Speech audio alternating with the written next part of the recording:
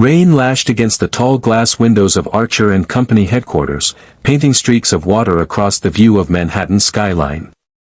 Inside, the atmosphere was just as stormy.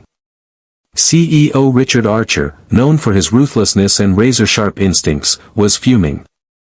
He was pacing inside his office, sharp suit immaculate, jaw clenched tight.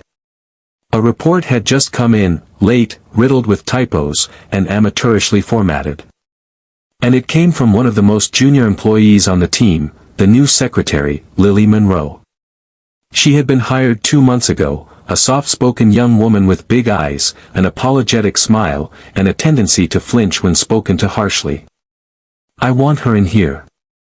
"Now," Richard growled into the intercom. Moments later, Lily stepped in, hair damp from the rain, clutching a notepad. Her hands trembled slightly as she approached his desk. "Sir, I..." "Save it," he snapped. "You've made mistake after mistake. I gave you time to adjust, but this is unacceptable. We're a Fortune 500 company, not a charity.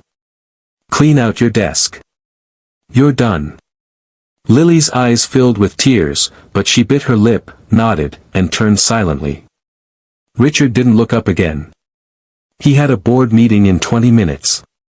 But what Richard didn't know, what no one in the building knew, was that Lily Monroe was not just any secretary.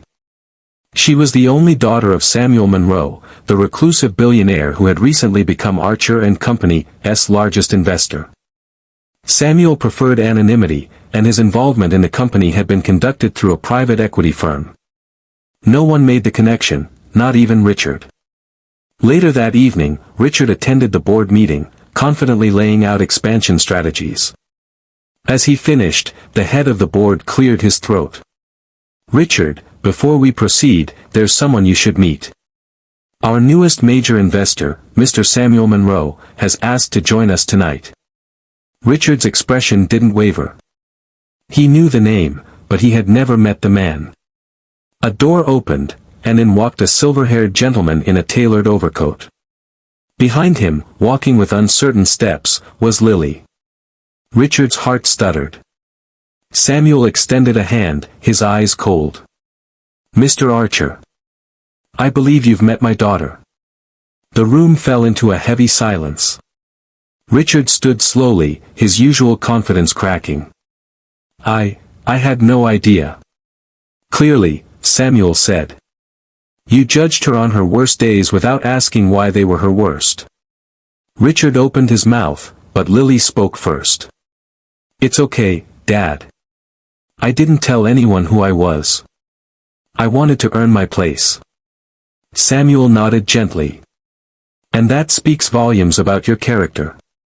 Richard found his voice again. "Miss Monroe, Lily, I owe you an apology. I judged you unfairly." Lily gave him a sad smile. "Everyone's fighting battles you can't see, Mr. Archer. I've been caring for my mother in hospice every night. I thought I could handle both. I was wrong. There it was. The truth behind the late nights, the distracted stares, the trembling hands. Not incompetence. Exhaustion. Grief." The boardroom was silent. Samuel turned to the directors. "I've invested in this company not just for returns, but because I believed it could be better. That it could lead with excellence and empathy. I hope I'm not wrong." The meeting ended shortly after, and Richard walked slowly to the elevator. Lily was there, waiting. "May I talk to you?" he asked. She nodded. They sat in the now empty lounge on the 20th floor, surrounded by floor-to-ceiling windows framing the city lights. "I lost my wife to cancer 5 years ago," Richard said quietly. "She was everything. I remember the hospice days. I should have seen the signs." Lily's eyes softened.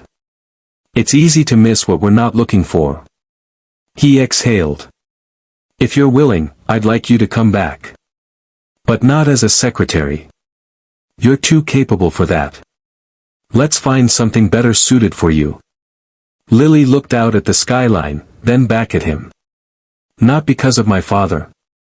Because of you, Lily. You've shown more strength than most executives I know. She nodded, slowly, a small spark of hope in her tired eyes.